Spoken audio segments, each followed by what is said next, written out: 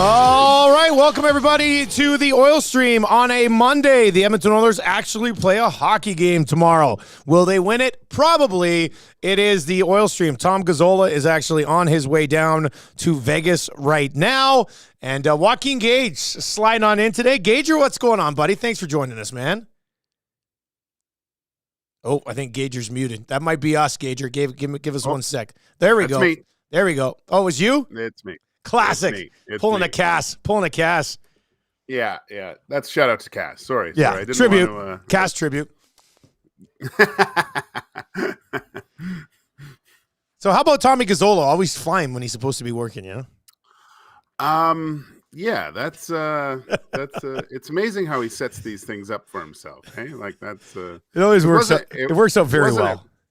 Kind of flying by the seat of his pants a little bit, and am I gonna go? Am I not? Oh, I'll go, but maybe he's just laying the groundwork, Dusty. That's what I thought. Like, there's always a good foundational trip is always important. Yeah, no, it's you're right. It's important. His parents are coming along, so we're gonna get to hang out with his parents down there, which should be a lot of fun. Looking forward to that. And look, man, it's gonna be a good time. Have you ever been to an Oilers game in Vegas? Oh no. Did you? Okay. No, it's I've only been to Vegas once, and actually it was decades ago. It was Oilers training camp. We had a mini tournament. yeah. We had a mini tournament with us, the Las Vegas Thunder. I think the Bruins were there, and the Blackhawks, I want to say. So it was like a 4-team kind of little mini tournament. Yeah, it was like it was like my second training camp or third train. So, I was scared you're always scared if they're going to call curfew. I was too young to realize that, but there was a lot of guys that were spending a lot of nights out during training camp at that point. So I kind of missed out a little bit, but you trying to make the damn team, Gager. I was a good boy back then. Looking back on it, I probably should have went out, Dusty, to have some fun. But that was the time. Wouldn't have made a difference, I guess, eh? No, I don't think so. No. Look at Iwanek. He's packing right now. Maddie's packing right now. He's taking equipment off the desk. Manon Rayon was playing with the Las Vegas Thunder at the time. She was trying out. Yeah, so that was funny because she was staying at the same hotel that we were, and training camp had kind of whittled down to a reasonable number. And we all went in. Where were we staying? It was the Imperial Palace. It's not there anymore. Yeah, I stayed there at my stag, buddy. Oh, did you? Okay, yeah. So it's a little bit of a rundown hotel, but I remember her, like, we all came into the lobby. So it was like 30 guys, and the escalator right at the top. We're all standing there waiting to get our room keys, and we look up, and Manon's at the top of the escalator coming down. And you would have thought it was like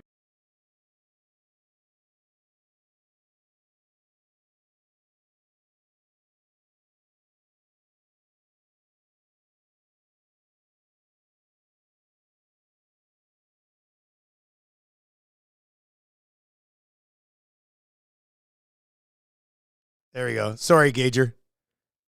I can't hear Gager now. I think I'm good to go, but Gager, let's bring Gager back up. Yeah. This is what happens when you try to pack up while you're still. It's not my fault. I wanted to pack it up earlier. No, I don't think that has anything to do with it, though. I think this is different. I'm good to go. If you're watching, I think I'm back. I'm pretty sure I'm back. Yeah, I'm pretty sure I'm back. Looks like I'm back. We're gonna have to get Gager back in here as well. Let's see here. No Gager, but I'm back. VR Montenegro, okay, I'm good. We'll get Gager reconnected. Maybe, I don't know, maybe Gager has to reconnect and we add him back in or something. Maddie will get it sorted out. We'll have Joaquin Gage back. I really want to figure out what ended up happening with that story, but I stayed at Imperial Palace on my stag. And I was in like a greasy motel that was like behind the parking garage of the hotel. I remember they gave me the card, and all the guys who were with me on my stag like went up to their hotels like in the main building, and myself And the guy who stayed in my room, we had to walk around behind a parkade, and we went into this room and had like prison toilets in there. It was absolutely insane. So that's my Imperial Palace story. Gage, or finish yours. Oh, I don't know where I was at, but it was essentially Manuel Rayon silenced 30 guys walking through the lobby of the Imperial Palace because of she looked great. Yeah, she was nice. But I remember in the because 2 days later we were supposed to play against them, and I played against the Thunder, and she was supposed to play, and I guess they told her she wasn't playing.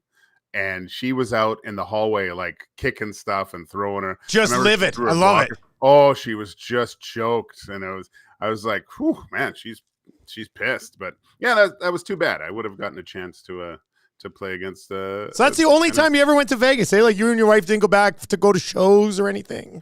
Nothing like that, man. Just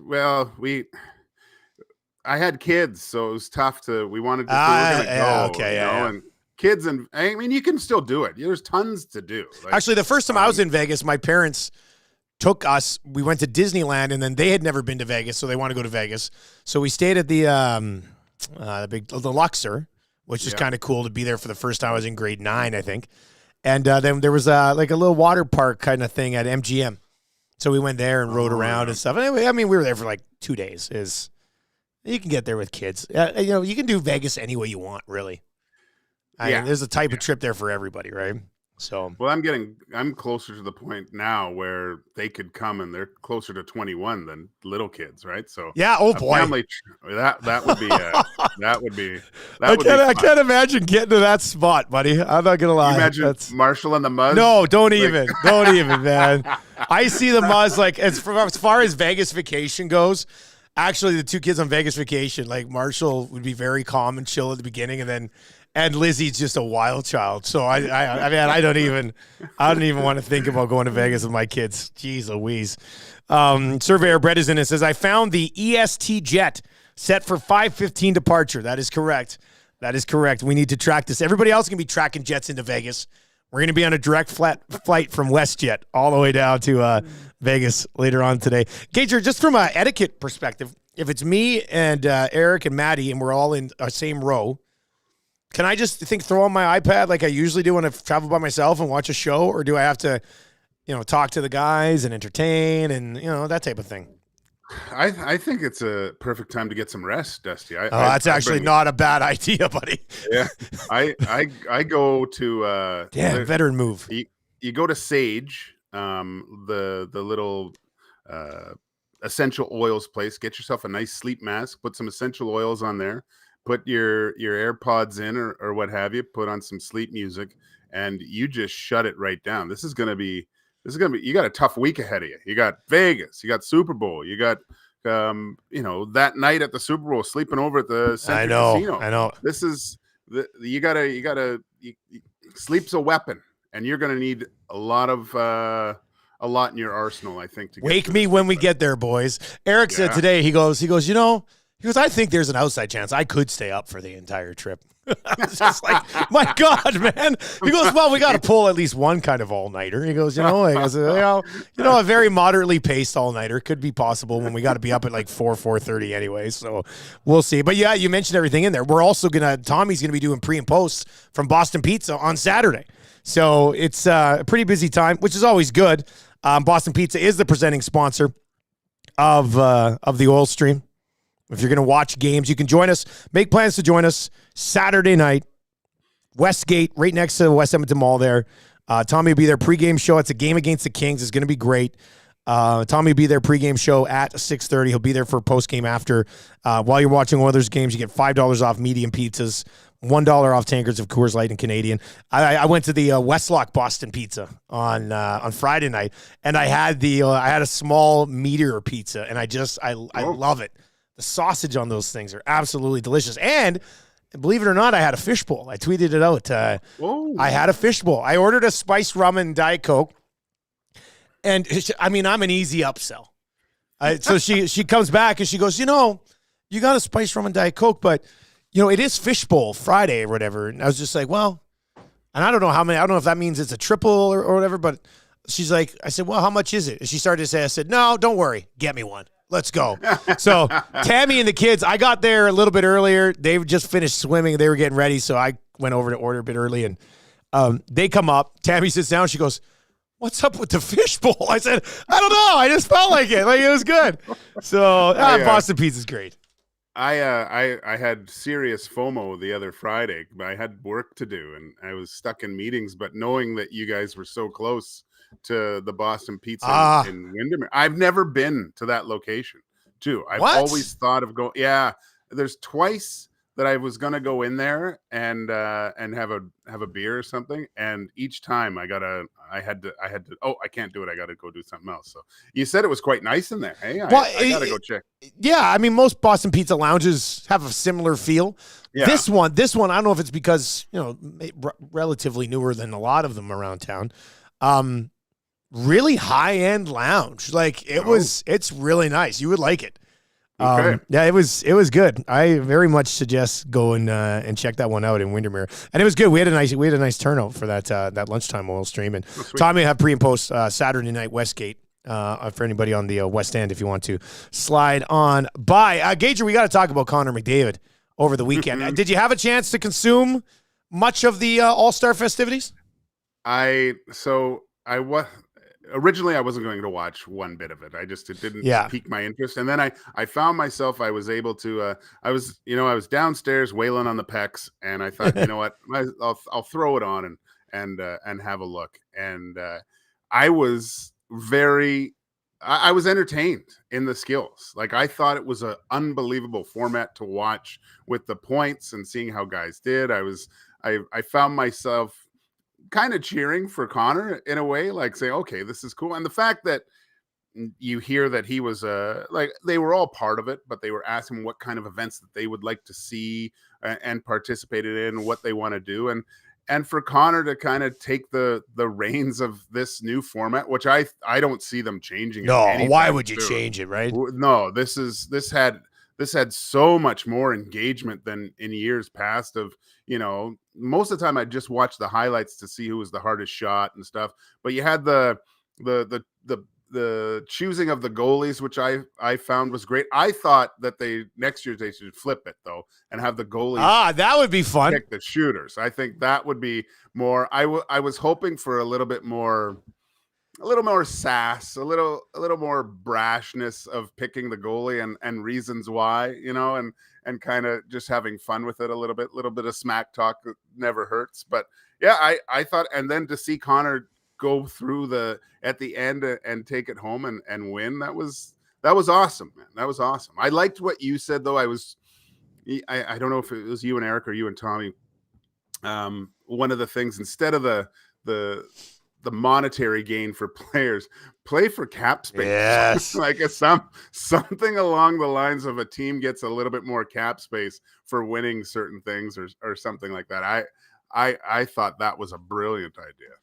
As they were picking through the goalies and I saw Georgiev kicking around there, I was like, my God, McDavid's going to get the guy that I thought would have been chosen first. Like, this is, but then, I mean, he had trouble scoring on him. I was actually really, I thought, I said to Marshall, I said, watch, son, this is how you score on a goalie. And I thought McDavid was going to light him up. But he didn't. I was actually very stunned by how that one played out. Yeah. The old snake's tongue of Georgiev just with the poke check. At first I'm like, oh God, that's all you need is Connor to step on the I know he almost stepped on that one stick, right? I'm like, oh, maybe not throw out the poke check unless it's 100%, like no Hasek pad stacks diving at the feet kind of thing to win it. But yeah, it was great. I liked how Nylander, he picked Talbot because Talbot hasn't won, right? Let's face it. Yeah, he goes, oh, he's just right across from me.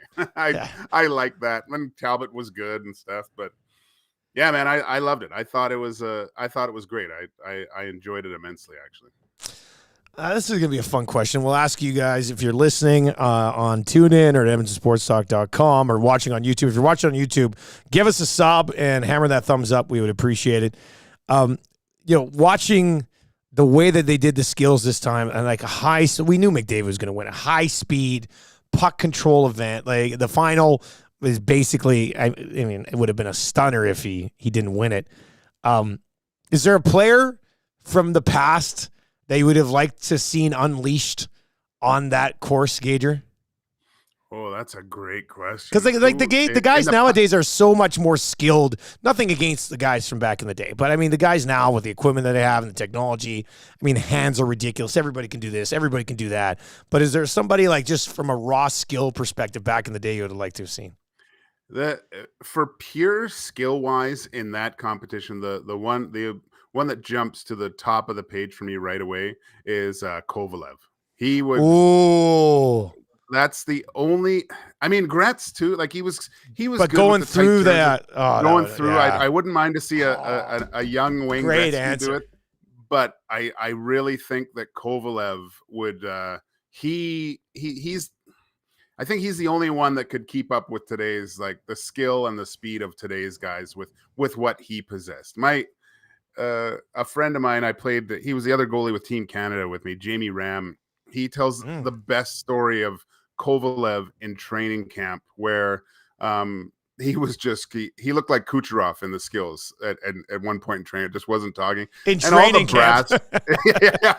And so the brass were kind of yelling from the stands to get his button gear, and he got mad, and they were going back and forth. Essentially, Kovalev went out, grabbed the puck, and played keep away for the next 10 minutes and scored 6 goals and then went straight off back into the dressing room. That was it. Just like, here you go. That was it. Like, yeah, he was like, and when he was unstoppable. Like there's like the skill of Alexei Kovalev, the stories that you hear from what he did in practice and stuff, they're mind blowing. There's that one clip, sometimes it circulates when he was with the Canadians, I believe, and they were playing the Toronto Maple Leafs. Tucker gave him a really bad elbow or missed him, grazed him with an elbow. Kovalev went and got the puck and started hunting Tucker in the offensive zone, skated towards him, kind of pushed the puck and railroaded him, right? Like this, just brought the puck over and just like, yeah, he didn't think it, like he didn't just go run over and cross check the guy. He went and got the puck first. So it made it look like he wasn't intentional, but it was, of course it was intentional because he was stick handling through other players just to get to Tucker. Yeah, it's crazy. Man, I almost feel like then he would have left us like wanting more from Kovalev, eh? Like I remember that the Habs got him. I was pretty fired up as a Habs fan at the time. I was like, oh man, this guy is a show. And he was. Yeah. He was great. It was his skill level was just, it was ridiculous. And so much untapped stuff, I think. If one of those players, if we that might be a case for another draft, players you want to see now in today's game. Yeah, something like that would be fun.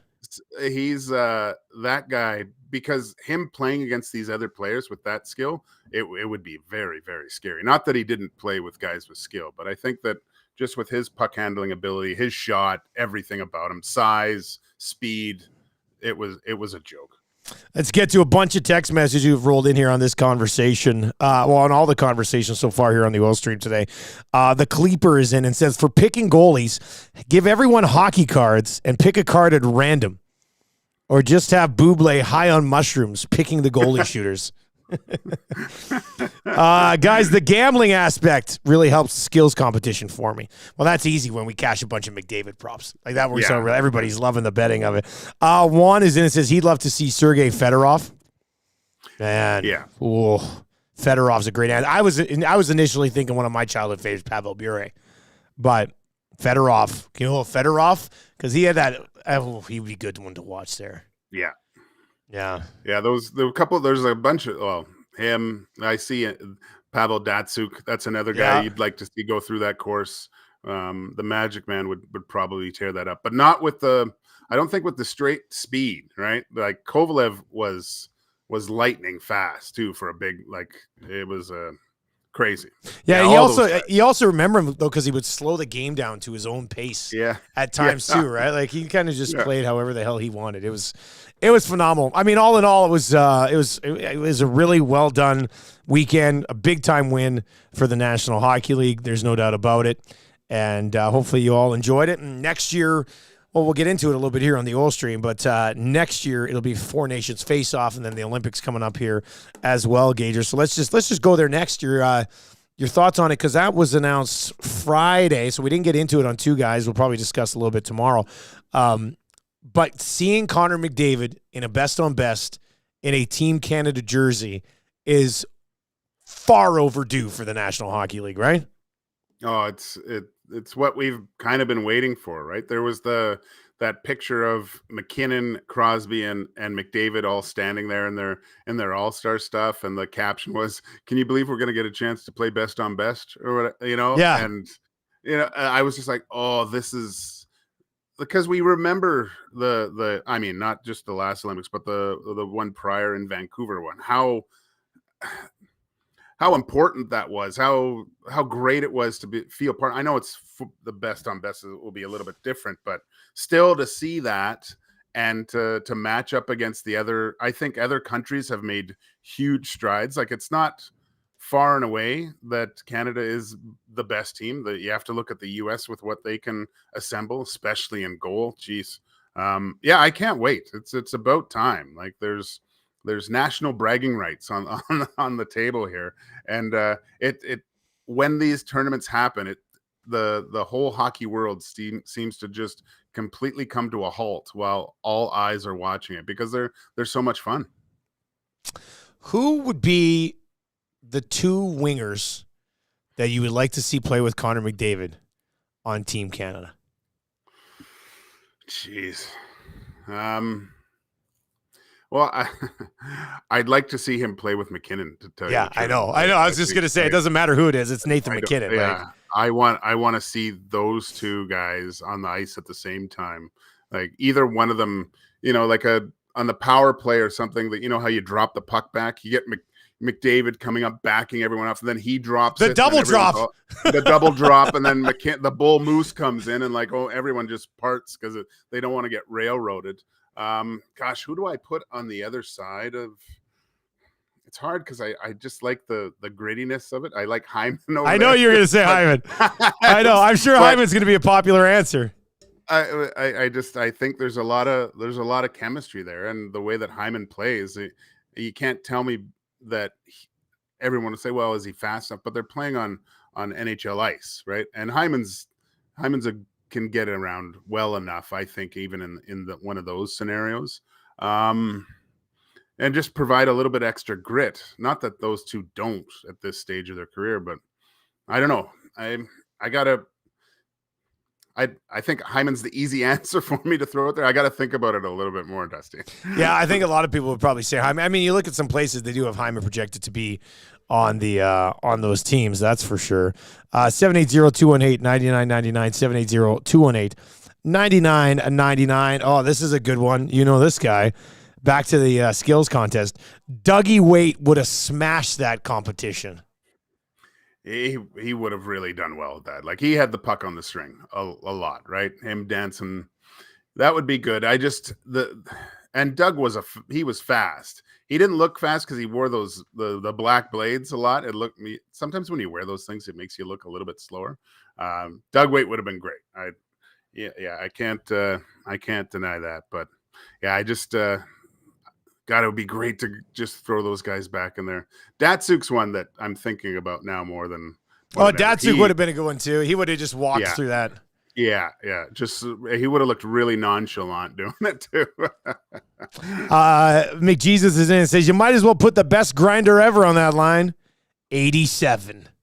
Crosby, McKinnon, and the Cole Harbor sandwich, basically. That'd be that would be it. Yeah, that would be a joke. I mean, they would be on a power play together, I would think. Hey, hockey world needs to see McDavid, McKinnon, and Sidney Crosby on a power play together. And you throw Makar back there. I think you can just run. That's just ridiculous. Run 4 guys. Yeah, there's almost not enough pucks for those guys. But and then you put Hyman in front of the net. Just go there, man. That's it. That's it. That would be. Because then you have, because McKinnon, now you have the one-timer on both sides with Crosby, McKinnon, that's nasty. That is a very, very nasty power play. Gager, Do you think Bouchard ends up on the Olympic team 2026? Yeah, you said that.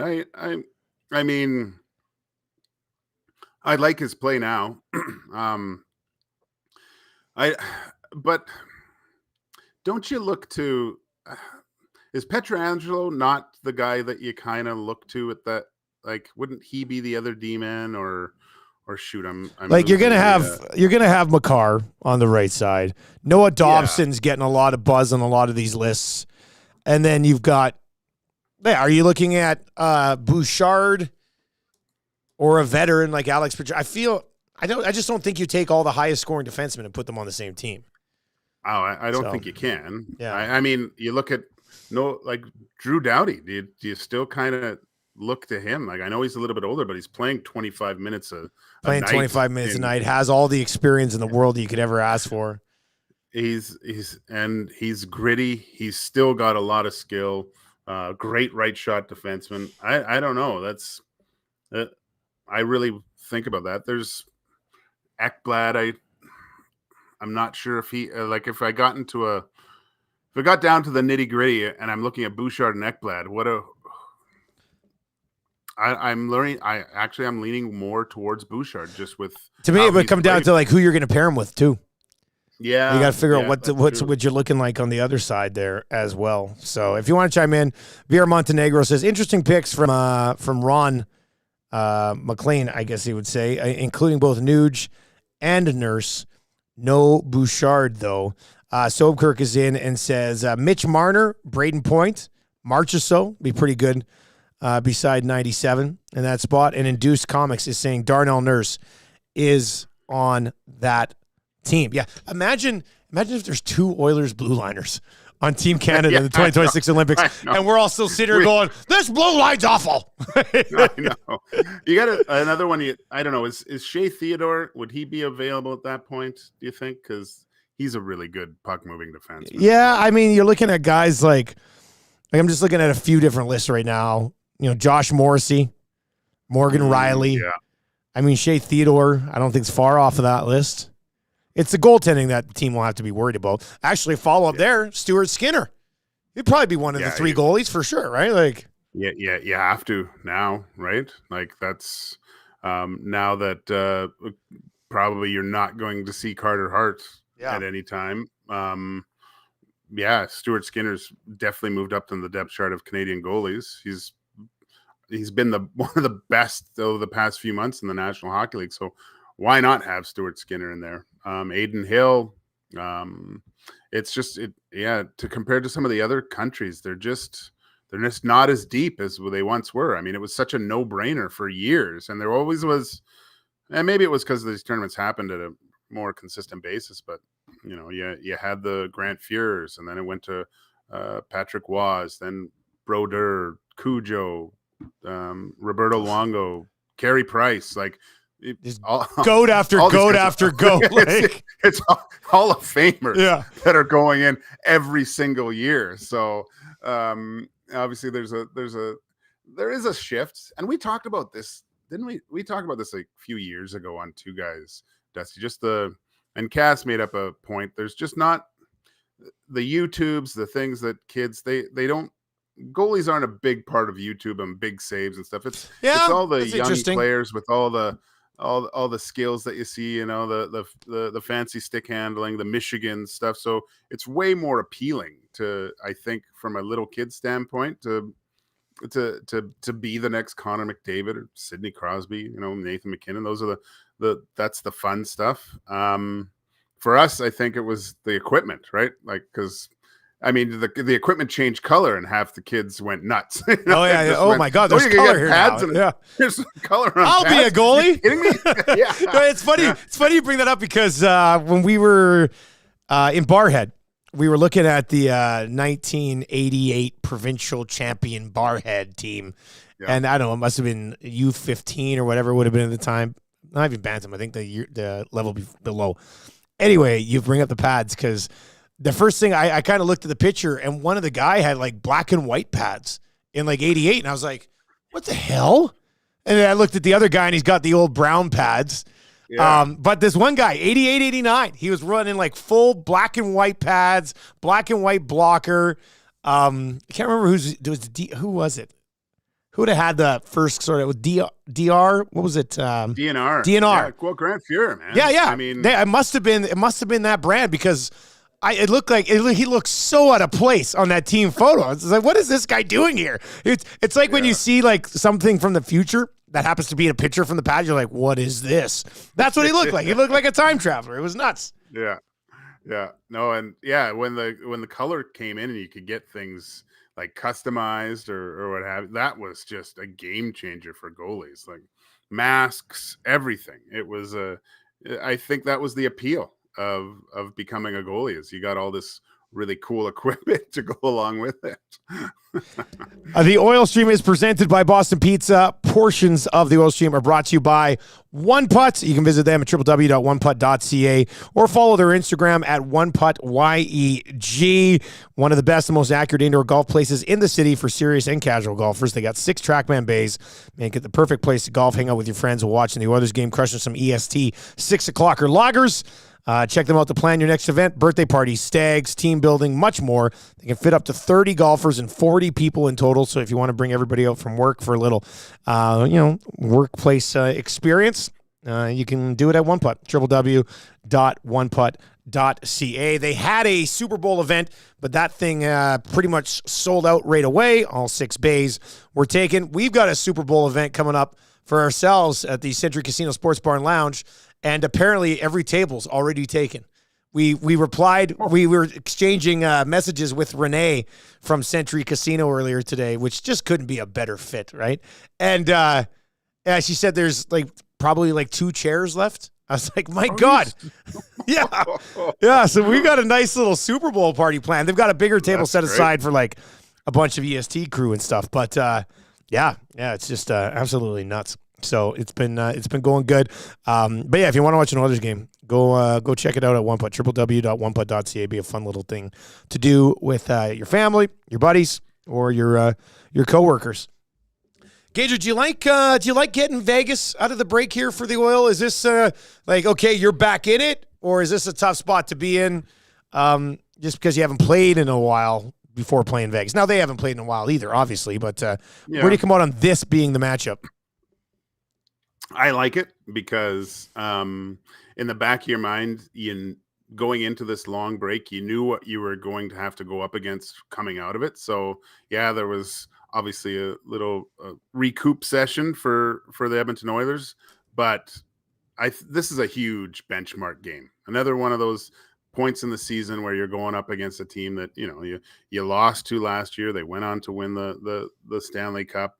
The Oilers have been rolling. They're trying to. This is a game in hand that they can use, obviously, to try to rein in the Knights even more.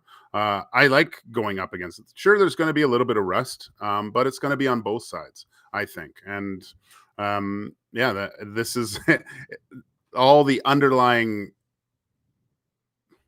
parts about this game with what happened last year, how the Oilers are going. Are they going to catch the Golden Knights? The Golden Knights are probably, we're going to wreck this streak, right?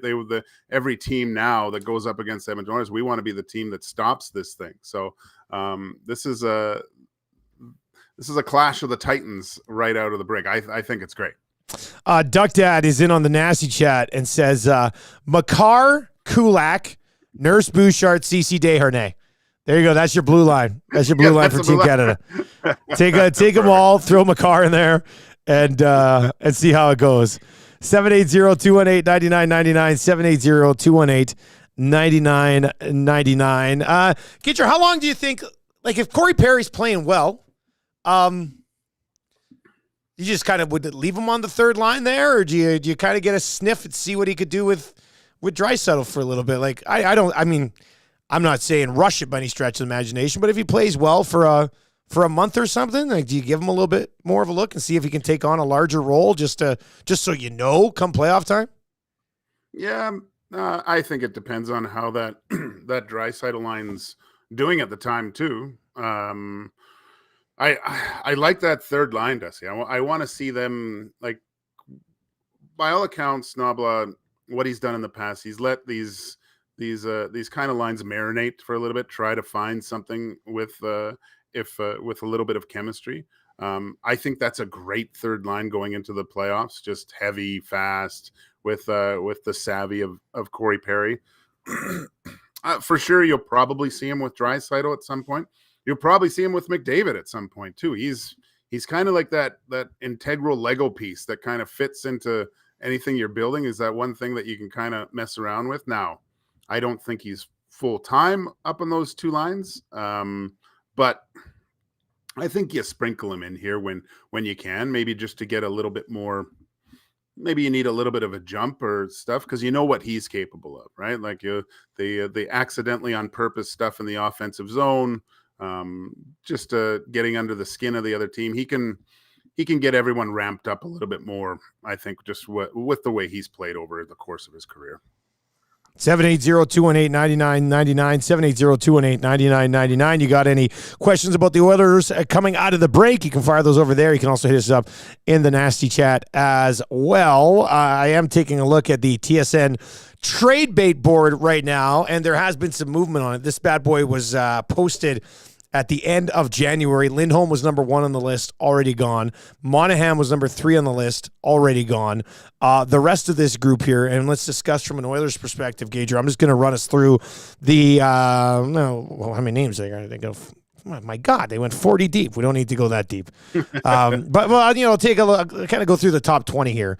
Tanev, Sean Walker, Tarasenko. Actually, let's see a group of 10 and another group of 10. So Tanev, Walker, Tarasenko, Jake Allen, Anthony Duclair, Henrique, Kuzmenko's gone, and Chychrun. And we'll group Pat Maroon in there. That'll be the top 12. There's a few guys already gone. So Maroon, Chychrun, who I know Bruce Garriock had mentioned at least in the same sentence as the Oilers. Luke Gazdic brought up last week that he'd like to see the Oilers go after Chychrun here as well. Henrique, Duclair, Jake Allen, Tarasenko, Sean Walker, and Tanev. Is there one name that pops off the page for you there, Gager, with that group of guys? I don't. Chychrun, no. I don't know why I immediately think that. I think you immediately think that because they've already got Nurse and Ekholm on the left side. Right? So you're going to have to play him on the right side, and if he was good on the right side, I feel like the Sens would keep him. So, yeah, I like Maroon, essentially, just to have that experience and someone that, plays a hard, heavy fourth line game. Good team guy. Like I've told that story of seeing him in the dressing room. Like he's loved by everyone on his team.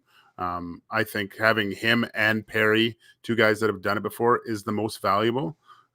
It's too many things have been going well for the Edmonton Oilers. I think you have to be very careful with what you want to bring in because the whole chemistry and how things are right now, things are clicking. Yes. And I really like, look at this, Dusty. Do you think, you can't tell me that Corey Perry wasn't approached by the Jets or the Canucks over these last few months for him to go to those organizations as well? Like when I see what these two teams have done, like now you see Lindholm in Vancouver, obviously, Monahan with Winnipeg. To me personally, they look like counter moves to the Oilers getting Corey Perry. They're like, oh my gosh, it was a completely reactionary thing that they did to try to solidify their lineup in those kind of areas because of what Corey Perry can bring. I think the Oilers are in a much better situated. They've Lindholm, yeah, it's a big signing with Vancouver, but Oilers have already dominated Lindholm in the playoffs in one scenario. Yeah. And so it doesn't. I don't look to that as something like scary to me. It's that he makes the Canucks better, but I don't think it puts them like a few notches ahead of the Edmonton Oilers. Monahan, I don't think with his foot speed, I think the Oilers can, with their center ice depth, I think they can really expose him at certain points. Yeah, there's good face-offs and there's a lot of other little things that he brings to the game that are going to be difficult to play against. But really, I don't look at that as another piece that puts them over the top as well. I think, and the fact that the Oilers got this stuff for free is another thing. And I've said it before. I really think that this is the thing that the Oilers have to look at is solidifying their back end with a reliable guy that can go in case of injury. You're just trying to make sure that when injuries do happen, and they will, you have a guy that's reliable that the coaching staff has the confidence in to put in those situations. I don't know. What do you think? Well, I mean, I look at that list and there's I mean, first of all, it's not a great list anyway. Yeah. Anthony Duclair kind of intrigues me a little bit as a guy you can just slot into your bottom six and can bring some physical play. Not having a huge season, but I know there'll definitely be some interest in him. I know some people, all I know is that I see Jim Matheson arguing with people about Sean Walker online. Apparently Sean Walker's got some real nice numbers, and Maddie's not necessarily agreeing with it. So, but he's $2.65 million as a UFA. Like, that's a guy that they could possibly fit in with a little bit of retention the other way come the deadline. And then there's just a bigger question, because we had people already in the nasty chat. I know they were getting into it a little bit this morning on our show as well, and that is Jake Gensel, who's over a point per game each of the last 2 years. I feel like Pittsburgh somehow finds a way to get something done. He's listed here right now because he is an unrestricted free agent. But I've said it multiple times on my show, and that is I don't think the Oilers, let's say they lose to Colorado or Winnipeg or something in a conference final, or get to the final and lose to a team. I don't think we're coming on here, or two guys and a goalie or wherever, and being like, you know why the Oilers didn't win? Because they didn't have a sixth guy in the top six that's a game changer. Like, they've already got a lot of those guys, and they've got some other guys who could fill in that, whether it's Perry or it's Fogle, or you move Holloway to the middle and McLeod slides up there, or it's Holloway himself at some point. I don't feel like that's the glaring weakness. I feel like if the Oilers lose, they fall apart a little bit in front of Stuart Skinner and he can't carry them past there. Darnell Nurse gets hurt. Kulak moves up and they don't have that veteran defenseman that you can kind of slide in there. I don't know. I just don't feel like another elite top six forward is what's needed at the price that it would cost to get that done. If you were going to ask me, like, say that I think Genzel's a great player. Don't get me wrong. Good scorer, but that's not a skill that's required. Like you said, if I could have anyone in that top six, that I would look like a Tom Wilson, like just a big bruising force, up playing with, smashing, banging, contributing offensively. I think that's kind of more along what the Oilers could use. Not another skilled forward that can put the puck in it. I do like Duclair with the speed. I think that would be kind of interesting. But again, so now you're disrupting kind of the lineup. Where are you putting Duclair, a guy that was contributed a lot in that playoff run with the Panthers, and for him to be successful, I think you have to find him minutes. And yeah, I think it's solidifying the D. There's nothing wrong with this forward group. You still don't really, by all accounts, you have something pretty special with Holloway now.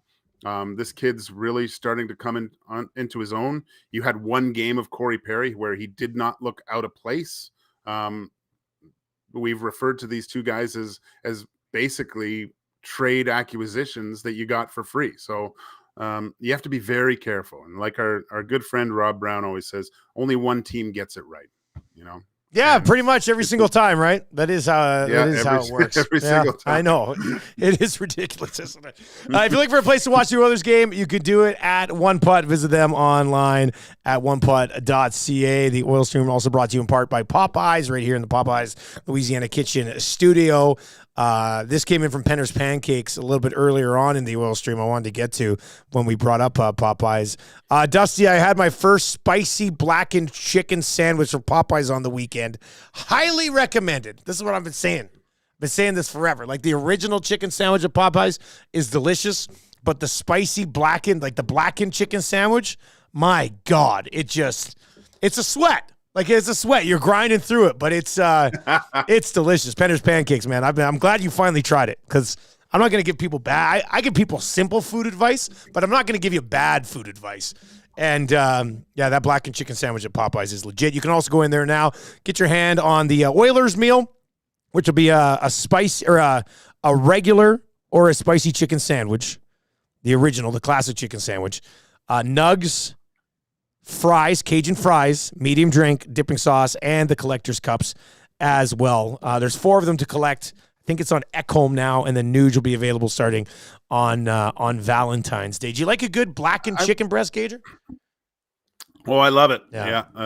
There's a few good ones around the cities. But speaking of food, Dusty, I was hoping that I was going to ask you this. If you can do me a favor while down in Sin City, I need you to start up a new Instagram account, become a foodie, okay, and just put out what Dusty's eating every day. Oh my God. I want to see the adventures of Dusty's taste buds.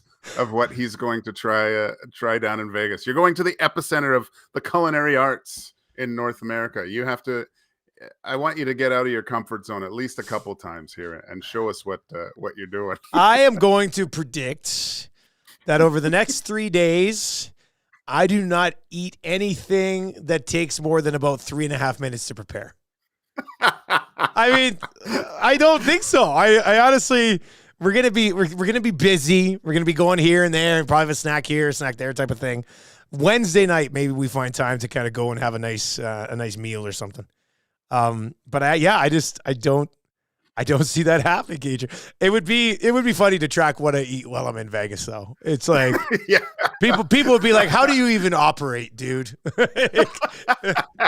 It's the truth, though. Yeah, it's the truth. We will be at the Park MGM. Somebody said the Park MGM. There's no smoke in the Park MGM, so it smells. It's a great air in there, which is nice. Should be pretty good. Zedmo saying that he thinks when Kane's healthy, he should be on McDavid's wing. Where do you come out on Kane? I really like Nuge, McDavid, and Hyman. I think that's the best trio they've ever had with McDavid that doesn't involve Draisaitl at various times. I'm not necessarily sure I'm in love with Kane and Draisaitl together. I don't know if there's ever been anything that sort of clicked there, but I don't know. I mean, Kane looks better with McDavid than he does with Draisaitl, in my opinion. I'm not looking at the stats. I can't tell you the analytics of it. But I love Nuge, McDavid, and Hyman together. And they've been clicking, right? Like they're a handful every time they're out there against the other team. And it just hasn't seemed to work as well as I thought it would with Kane and Draisaitl. I still want to see more of it. I still think there's something there. Kane hasn't looked the same, there's times when he's looked a little bit banged up. Had to sit out last game. Hopefully everything's healed up and we can start from scratch against the Knights here with Leon. I just like the size of those two, just to be able to dominate down low against, because once you get into the playoffs, it's just grinding down the defensive structure of the opposition, right? I think those two can do way more damage than a lot of other duos where just controlling the puck down low, going low to high. Their skill level, Kane, being able to shoot from anywhere, Leon with being such a good passer, being able to locate guys, and having a great shot himself. Hopefully they can find a little bit of playoff juice where they get a little bit more chemistry. Because like you said, I don't know how if you have that Hyman, McDavid, and Nuge line going into the playoffs, how can you break that up just to hopefully get Kane on the second? I don't think you can do it. They're responsible defensively. Maybe they're not putting up points to the same click, right? But you can't take away that line that's so punishing towards the other team. They have to find something. It's up to them to raise their game to another level where they become almost like a 1A and 1B of first lines, right? Does it come down to the player who's on the other side? Like Fogle is a big body that grinds too. Like, I guess, is there is there three of similar sort of players on that line, and maybe that's why. Maybe you need a different look on the other side. Yeah, you might. I mean, you like experiment. Like when it was McDavid or Draisaitl, McLeod, and Fogle, kind of worked, right? They're different.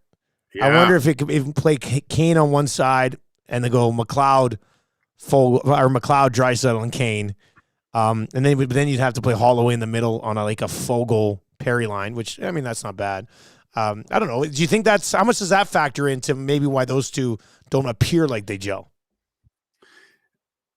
I think Leon likes playing with speed, right? He likes and that was the reason when you had Fogle and McLeod on his wings, they had a lot of success.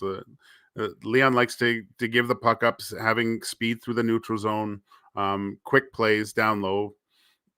It worked quite well. And Kane's not a slow player by any means, but that's why I think he was still kind of banged up, because it didn't look like he had the speed of Fogle and McLeod. That could be a confidence thing too, Dusty. Like, Kane's not, I mean, he's put up quite a number of goals already, just quietly, with 13 or something like that. But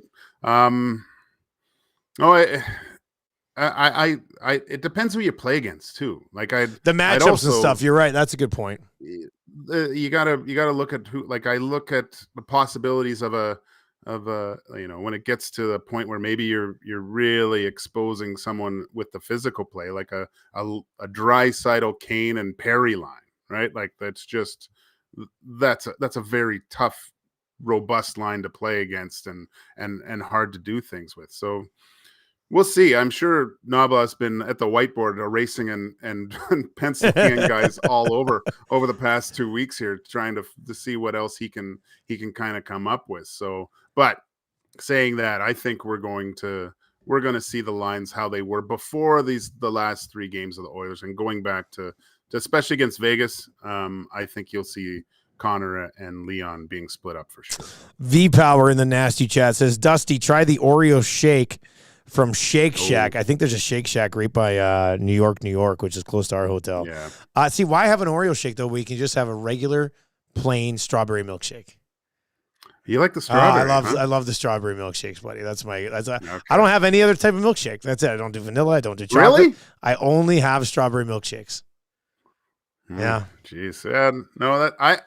I do them all. Like, if there's one exotic one, I'll get it and say this thing sucks. But I'll be a little bit more adventurous. Nothing beats a good chocolate shake for me, though. Yeah, that was good. I prefer my chocolate in bar form. Man, now you've really got me thinking about what I'm going to be consuming in Vegas over the next 3 days.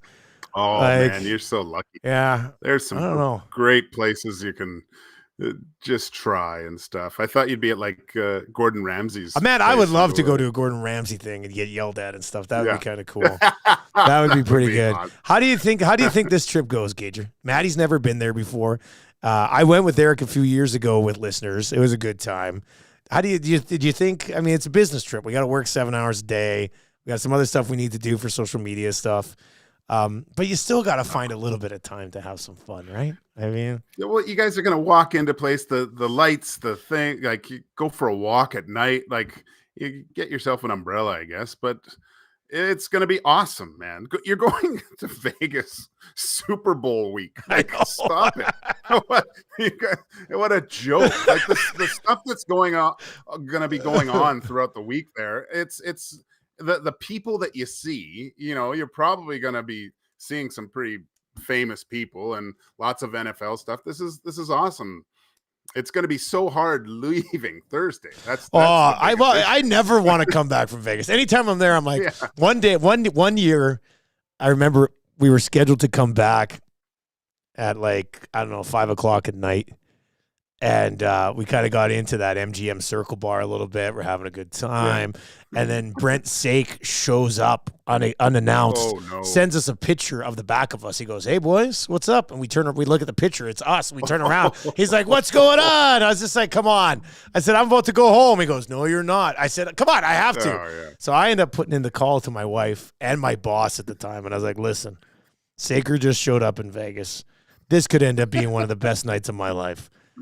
can I stay? And Tam was like, well, if you clear with the boss, like what? So I called my boss, and he knew Brent a little bit, and he's like, so he had to run up, but I got approval. And my God, It was worth it. It was a lot of fun. That was a good day. This is good. Duck Dad says, well, tomorrow's programming is going to be interesting. Wednesday at EST, after Awana gets married in a Presley chapel, is going to be from heaven. Oh God. Yeah. Someone just put a fake tattoo on Maddie's face. Like, get him the Tyson fake tattoo. That would be perfect. All right. That would be good. All right. That is going to do it for the Oil Stream, presented to you by Boston Pizza every Monday, Wednesday, and Friday at noon, and in part by Popeyes and One Putt, and of course, our great betting partners here at Edmonton Sports Talk over at Cool Bet, where I will have a Cool Bet lock shop play of the day coming up on the Cool Bet socials a little bit later on. 2 games in the National Hockey League tonight. I will definitely dive into that one.